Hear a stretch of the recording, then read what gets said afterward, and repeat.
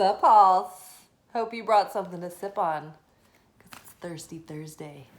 It's time for our romance reading.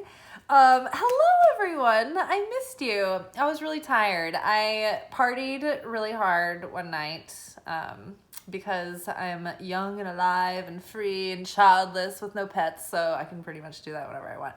And yeah, I'd been working a lot and I was just like super tired, and then I had some plans one night and I stayed up really late, and then the next night I had full intentions of doing our late night television, and I fell asleep really early at like 9. So it's like if I party, then the next night I have to go to bed at like 6 o'clock. So it's good to be back. I guess it was a nice break, but I love doing these. So I usually just look forward to them. I never get tired of doing them. But yeah, pretty chill night tonight at the restaurant. Let's see, I sold some expensive bottles of wine, and I always feel like, I don't know, I've never been this person who's like super poised and graceful at opening the bottle of wine at the table. It's like I try, I practice, I want to be, and no matter what, it's always like a little bit of like, it's just a little bit messy and a little bit of a struggle. And I don't know whether it's because like I can't find a really good wine key with like a good sharp knife. So it's always like the foil's always fucking up, and then I don't know, there's always something that goes awry. So I'm always hoping that the table will go back to their discussion and ignore me. But then sometimes they just sit there like this, and they just like want to watch me do it. And I'm like, so I just fill in with shtick. I'm like, anybody in from out of town? Like, notice the cherry blossoms? I think the apple blossoms are up next. Ay, ay, ay. Oy vey. So that was the night tonight. I'm super pumped because I don't have to work tomorrow, and it's Shabbat and Passover and Good Friday. So I'll be home to do a video, probably cook a pot of something. And yeah, I'll celebrate Passover. I think I'll be probably streaming it live from the Kabbalah Center. So KabbalahCenter.com is a thing. And if you like join their community, you get like all of their live broadcasts. So like, this is like got a specific genre here, but if you want to like stream Passover or Rosh Hashanah or Yom Kippur, like I'm over here like during Rosh Hashanah times and Yom Kippur, like feasting, fasting. I'm like, it's like a whole big to do. It's like all day event for like days at a time, days on end. So I'm really into it. But if you're curious, if you're ever like, where did she get all this Kabbalah stuff? Kabbalah.com. And other places, books and whatnot, but that's where I take the classes. And Kabbalah.com is good because like when you're reading the books, it's a lot of heavy information, and it's like this whole other thing. It's like practically learning another language. But the Kabbalah Center teaches it in such a way where they put it in the context of like how this applies to life on a daily basis. So I kind of like both. I kind of like to read the heady stuff and then also take all the classes too. And they have more advanced classes, but it's great because you can start with Kabbalah 1 and then go to Kabbalah 2 and 3. And they're like 10-week, like each one is 10 weeks long. They build upon the next, so it's a good way to like get your feet wet and learn what's going on. And then like kind of have some accountability because you can do Zoom classes and like you can ask questions and whatnot. But enough about that. Let's get to the romance reading. Woo! Who's gonna get some? So, what do we need to know, romance angels? Can you help a brother and a sister out? And them, can you help us all out? What do we need to know to overcome our ego, our shortcomings, our pitfalls, our insecurities? How can we really tap into the self-love, harness our potential, make the most of our sitch, and find out what's good and where can we get it? All right, let's do, I feel like 4 cards. What was that? Something flipped over. They're very jumpy already, and I saw one, but I'm just going to wait to see if it comes back out. So I wasn't ready yet. Oh, true love. Off to a good start. This is a romance of a lifetime, is what the card says. So yeah, I mean, you know, it's always a process to love truly, isn't it? Because people think it's just going to show up ready-made like a Happy Meal, and it's not. Like, happy couples that have true love, they're like worked on and sustained over time. It's not like you meet this person and then it's just going to magically like go off without a hitch and it's always going to be perfect and you never have to work on anything. Like, you do. You have to communicate. You have to, like, I don't know, people have moods and needs and you have to be able to like talk those things out and, you know, ask each other about stuff and continue to get to know each other. And like, I don't know, I think you have to kind of like always be flirting and with each other and keep that fire stoked and keep the foreplay like year round, 24/7, baby. Don't wait until you're like 5 minutes before we go, you know, whatever.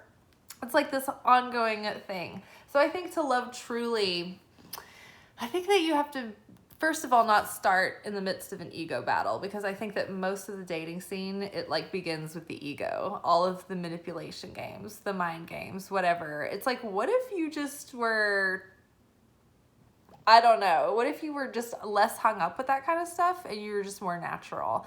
So I think, yeah, true love, you have to be open, you have to be willing to open your heart and be vulnerable, and you kind of have to be willing to risk the fact that like it could involve pain, and the deeper you love, like the deeper the pain could be.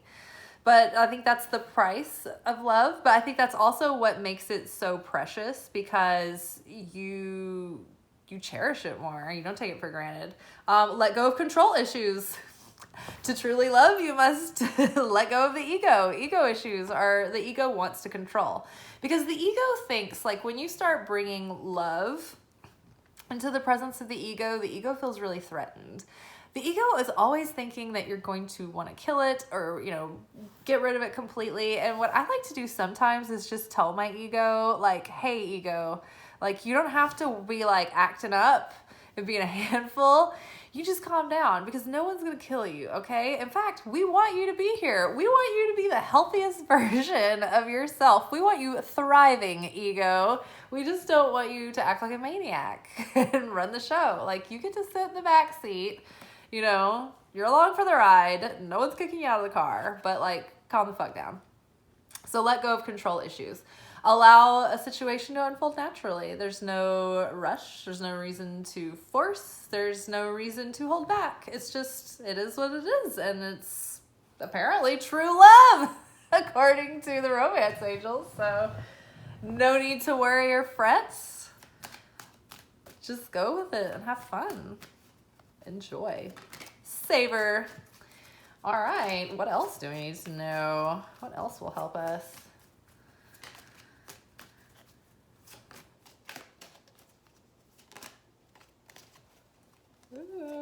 Oh, separation. So time apart from your lover is on the horizon, which is good. I think that part of letting go of control is just allowing the space to happen in between, and just allow that breathing room.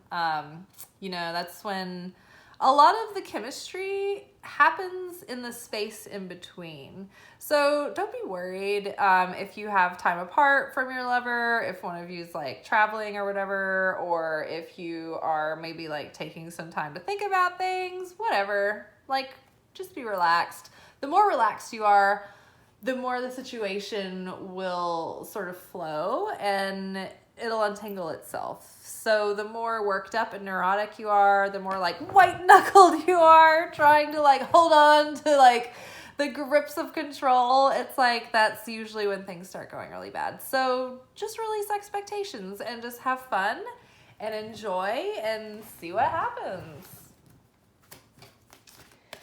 All right, and one last card. Ooh. They didn't, they're very, very jumpy here. Very jumpy. Ooh, that one was pretty exciting, but it didn't flip over, so I'm not taking it. Okay, this one's just like sticking Yeah, but I feel like it's wanting to be. Oh, calling your soulmate. I love this to bookend the true love. Calling in your soulmate. Your prayers, affirmations, and visualizations help bring you together. So, yeah, tips on calling in your soulmate. Know the core like needs that you have that are authentic to you, not because society told you that you should have this, or because you think it'll complete you, or because you know, of any ego thing, like, oh, I want it to be this way for appearances. Like, what really, really, really do you specifically need from your partner, from a relationship? Get clear on that. Get clear on the non-negotiables and the deal breakers. The non-negotiables are, they have to have these qualities. The deal breakers are absolutely not. I will not tolerate that. I will not deal with it. So I think it's good to know those things. And I think it's good to kind of be aware of the essence of the type of person that you want. And the clearer you are about that, the clearer the universe has an idea of what it can bring to you. Or to be more specific, your radio dial is getting a clearer signal. And so what is going to be resonant with you can find you. If you don't know, then you can't really call anything in, because you don't have like a consistent vibration. So the moment, like, if you don't know, then you could be mutable. So you might be like, oh, I like this one day and I like that person the other day, and blah, blah, blah. So you can't really like, if you resonate with someone, you won't continue to, because you're changing. And so the moment you don't, it's like the dissonance will like drive you apart. So get clear on like what it is that you really want, like beyond the things that change over time, like those core things that you know are what you want. And then I think that it's helpful to start praying and for help from like your spirit guides. I like to ask Jesus and Mary Magdalene to help me, because some people say they were twin flames or soulmates. I'd like to think so. And so I ask them to help me find my soulmate. And yeah, and I guess you just have to be open, because you don't know who it is until the relationship starts working out really, really well. And then, it could still, like, you can have multiple soulmates, right? A soulmate is someone who is in a soul group with you. So it could be friends, it could be, family. So you could have many lovers that are soulmates and many soulmates that aren't lovers. But I think that to call in a soulmate is specific, I guess, from just like getting on the dating app and looking for someone who's like just compatible. But yeah, so, and also I think too that if you want a soulmate and you're serious about it, then you can't accept people that that definitely aren't your soulmate. Like, obviously when you start dating someone, you don't know until you know. But the moment where you're like, this is a definite no, and it's not a maybe anymore, then you should probably just like go on and cut them out. Cutting room floor. Be like cold-blooded about it. Killer instinct. Don't waste any time, because you need, okay, so like in the universal magic of things, the universe wants that void to fill. Like, notice like when you throw a bunch of clothes out, then you get new clothes, and it's like you want that energy moving and flowing. And so if you are cluttering up your energy space with a bunch of like romantic partners that aren't really like in alignment with what you want long term, it's gonna put a lot of like static in your signal, essentially. So yeah, very fun reading. Let's review. True love.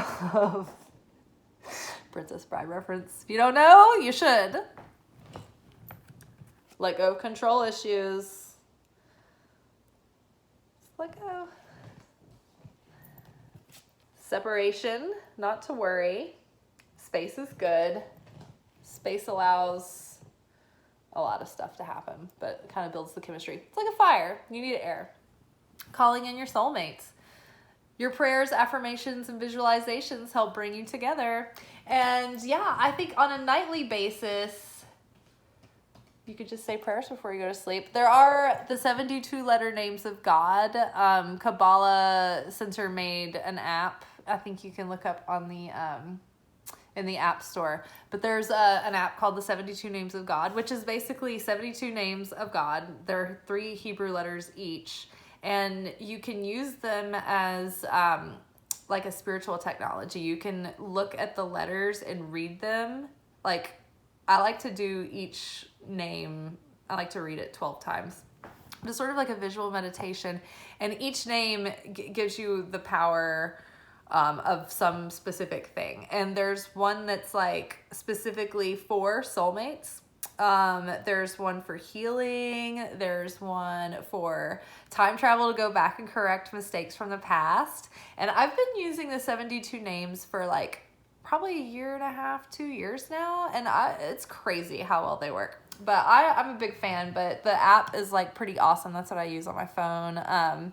But yeah, 72 Names of God is the app. I think it's got an orange icon on it, but super worth getting. I think they do have an oracle deck. I've never gotten the physical deck though, but yeah, 72 names are very powerful. The Adabakoach prayer is a Hebrew prayer. It's very powerful. That's the 42 letter name of God. And also the Shema is a Hebrew prayer that I pray every day. But yeah, so use the 72 letter names to pray that there's one for dreams and soulmates. So maybe you can pray the dreams and the soulmates one for you to bed, and maybe like it will help your soul like go meet your soul like out in the soul world while you're asleep, and y'all can like get introduced, acquainted, and figure out some way to meet up. All right, well, chickadees and fellas and everybody else, that's all she wrote tonight. Hope y'all be getting some. Ciao.